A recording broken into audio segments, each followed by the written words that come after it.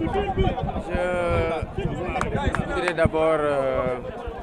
me réjouir de ces moments qui sont d'une grande solennité en ce qu'elles consacrent la victoire du peuple et en ce qu'elles nous rappellent, parce que ces moments nous rappellent qu'il n'y a qu'une seule souveraineté, en réalité c'est celle du peuple, qui aujourd'hui se choisira un homme ou une femme qui va présider à ses destinées pour les 5 prochaines années. Et je voudrais rendre un hommage appuyé à mes parents que j'ai retrouvés après plus de 11 mois de détention, quasiment 1 an, et me réjouir de leur résilience, de leur endurance dans l'épreuve et rendre grâce à Dieu de les avoir préservés jusqu'à mon retour. Je voudrais remercier tous les Sénégalais qui se sont mobilisés pour le respect de cette échéance, pour défendre la démocratie sénégalaise et nous donner l'opportunité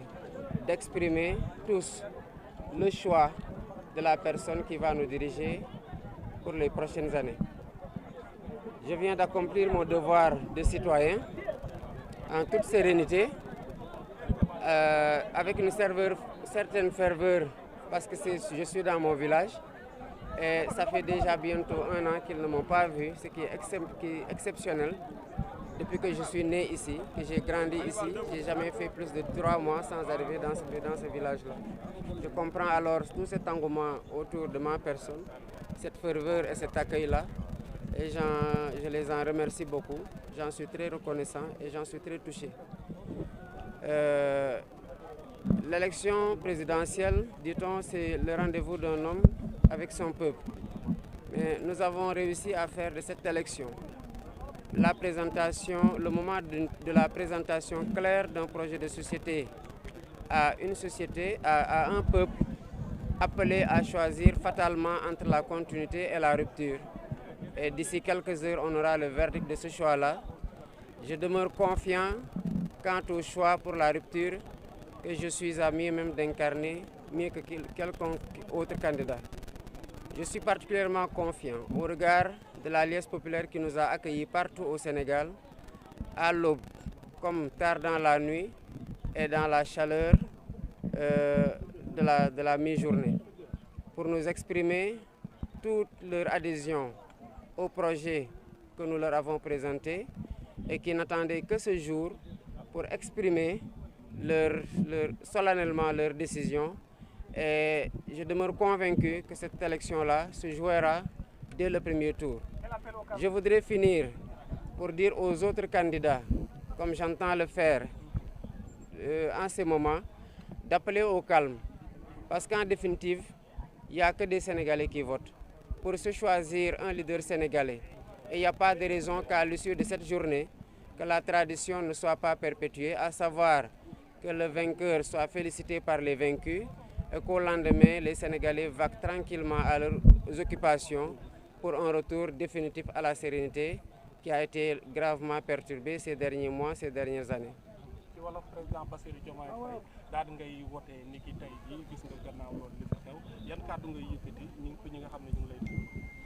waaw damay sant yàlla rek ci ni ma mayaatee ma ñëw ba fi ma juddoo sama dëkk di Njaay biir Ndiagañaw ci département de Mbour fekkaat fi samay waajur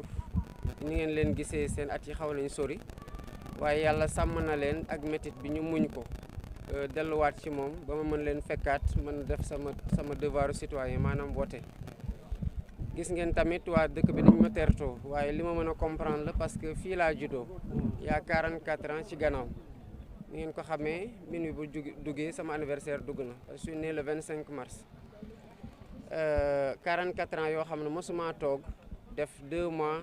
yu ma ñëwul ci dëkk bi bu baree ba bare kon bu ñu toogee daanaka toog fukki weer ak ñaar yoo xamante ni gisuñu ma ñëw tamit ak statut de présidentiable candidat à l'élection présidentielle nii rek la mënoon demee parce que fii samay maam samay xarit samay waajur samay dëkkandoo di village bi ñëpp ay mbokk lañ donc seen doom lañ teertu gi te nii rek la mënoon demee tey nag ñu ngi wote waaye wote gu lu ñu may mooy taxawaay bi Sénégalais yi amoon il y a quelques semaines pour xeex pour que élection bi nga xamante ne dañ ko bëggoon toxal ñu jëmal ko laata mandat président bi fi nekkoon di jeex muy le 2 avril. xeex boobu dañ ciy rendre hommage delloo njukkal bu baax a baax le peuple sénégalais parce que li ñu am nii tey c'est résultat wu xeexam la kon bu dee koo xamante ne mooy le héros de la journée c'est le peuple sénégalais boo xamante ne dafa tenir à ce que ñu respecter sa souveraineté ce moment de solennité bu muy tànnee kan moo koy jiite def ko ci kóolute war ko def ci dal ci jàmm parce que ñi fi nekk di tànn ay sénégalais lañ ci ñi ñuy tànn ay sénégalais lañ jarul xuloo jarul xeex jarul xiiroo jarul ŋaayoo li suñu ñaan ñu koy ñaan sénégalais yi di ko ñaan yàlla d'abord di ko ñaan sénégalais yi di ko ñaan tamit candidat yi nga xamante ne xëy na ni ma def nii ñu ngi dara def noonu ñu wooteeg jàmm parce que ba fi sénégalais yi xoosoo rek ab sénégalais ko xoos te beneen sénégalais la xoos te loolu lu ñu war a moytu la Sénégal at yi ak weer yi surtout fitna bëri woon na fi tension bi bëri woon na fi féewuloo bi bëri na fi te président de la république bi ma bëgg a doon mooy bu ñëwaat doon président puso buñ ko mënee woowee noonu ñu rabaat diggante yi tappewaat xool yi boolewaat sénégalais yi pour ñu mën a jubloo ci liggéey bi am naa yaakaar nag ci li ma jot a gis ci campagne électorale bi fépp fi ma jaar ñu teertoo ma ba 6 heures du matin ak meeting yoo xam ne 6 heures du matin la xewee mbooloo bi bari lool ci tàngooru Linguère 45 degré nit ñi di daw ci suñu gannaaw oto pour topp ñu ci guddi nit ñi di ñu xaar ba xaaju guddi pour saafonteeg ñun pour déglu ñu pour fësal ni ñu ànd ak ci suñu projet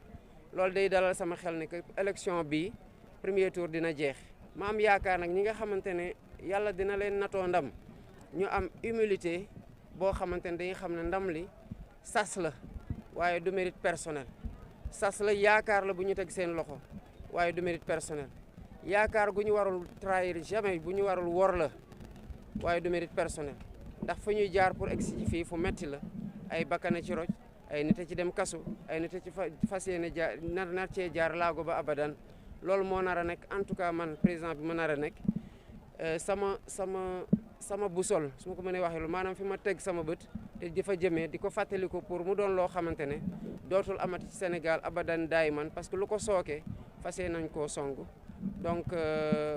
di woote jàmm di woote waat jàmm di woote waat jàmm te di am yaakaar ne bu ngoon jotee ni ko Sénégal defee en 2000 ki fi nekkoon félicité ki gagné ni ko Sénégal defee 2012 ki fi nekkoon félicité ki gagné noonu la war a demee tey parce que suñu génération warul def moins que ses devanciers dañoo war a tamit dégluwante topp scrutin bi ànd ci toute la bonne foi qu'il faut et l'acceptation du résultat bu ko defee jàmm ju ñu bëgg dina am te Sénégal luñ ko xamee wéy bi dina gën a rafet ñu mën a jublu ci liggéey bi bu ëllëgee ndax urgence yi bari nañ situation dëkk bi métti na te c'est des défis yoo xamante ne amuñu temps bu ñuy xaar pour bañ leen song à bras le corps pour mën ko dindi ndax sénégalais yi sonn nañ waaye incha allah rabbi tey la seen rongoñ di fer bu soobee yàlla.